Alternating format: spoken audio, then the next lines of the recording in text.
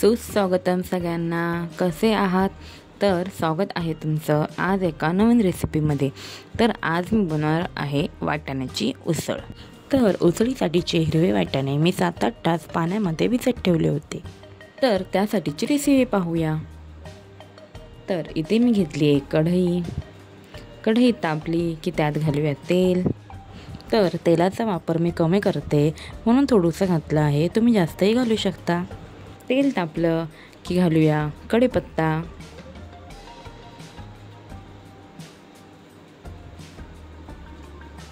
कढीपत्ता छान भाजला की घालूया कांदा.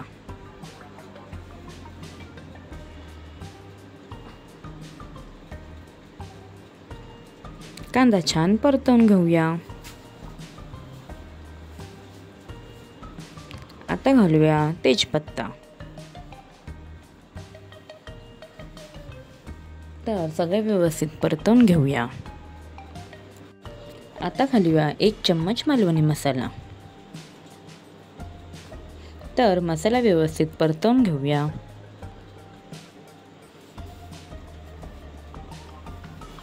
आता घालूया 2 चम्मच कांदा खोबऱ्याचं वाटण. तर वाटण मसाल्यामध्ये व्यवस्थित मिक्स करून घेऊया.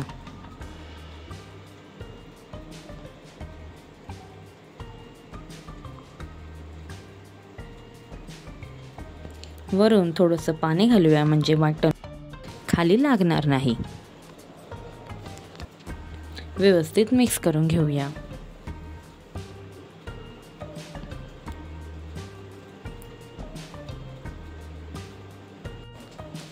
आता घालूया टोमॅटोची पेस्ट. तर हा टोमॅटो मी वाटाणे आणि बटाट्यासोबत उकडत घातला होता कुकरमध्ये. तर तो आता मी मिक्सरला लावून वाटणामध्ये ॲड करत आहे. आता घालूया 1 चम्मच अद्रक लसूण कोथिंबीरची पेस्ट. सगळं व्यवस्थित एकजीव करून घेऊया. तर वाटण आता शिजत आहे, त्याला छान उकळी आली आहे. आता घालूया हळदी. हळदी घातल्यावर सगळं एकजीव करून घेऊया.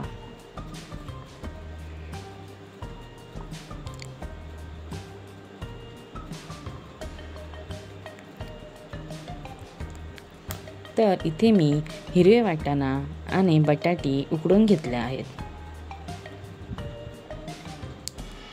ते आता वाटणामध्ये मिक्स करून घेऊया.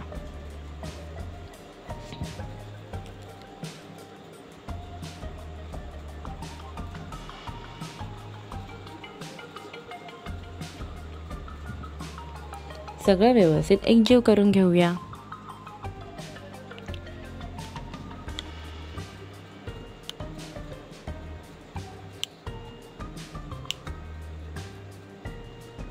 भाजीला छान अशी उकळी येत आहे.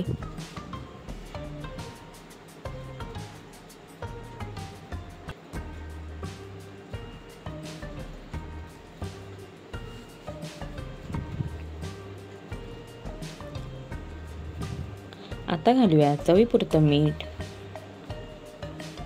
गरम मसाला व सगळं व्यवस्थित मिक्स करून घेऊया.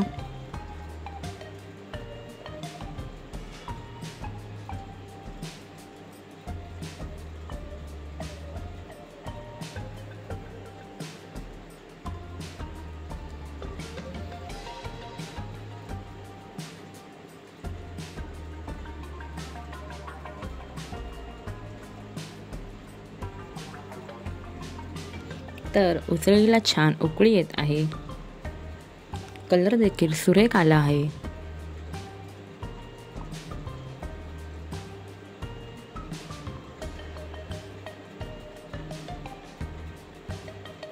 तर इथे आपली वाटाण्याची उसळ बनवून तयार आहे.